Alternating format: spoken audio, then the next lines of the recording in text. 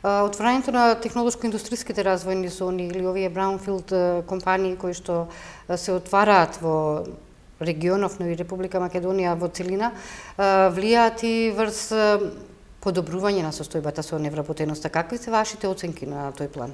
Невработеноста, морам да кажем квантитативно се изразам за почеток, е моментално на најниско ниво, историски најниско ниво, односно 23,1%. Активно се работеше изминатата декада на привлекување на странски инвеститори и тоа се осеќа не само покрај во цела Македонија, меѓутоа еве и за Полошкиот регион да се навратиме, се осеќа значи како бројка, можем да кажем дека во Тетово е намалена за околу 25%, во Гостивар невработеноста е намалена за 40%.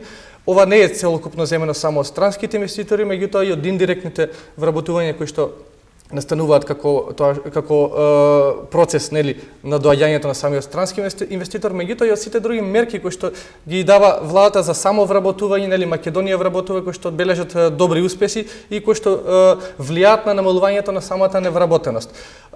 Нели напоменав директно, индиректно намалување на невработеноста, односно како тоа сето влијае.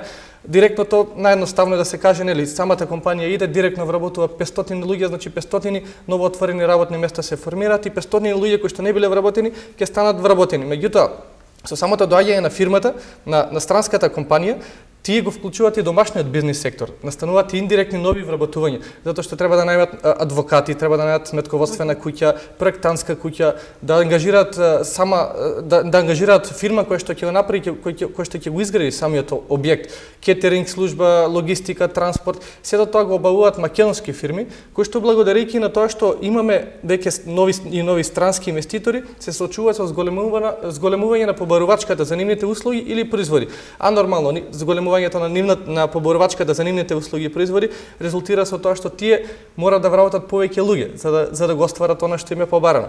Така да тука настанува таа индиректно влијание на намалувањето на самата невработеност.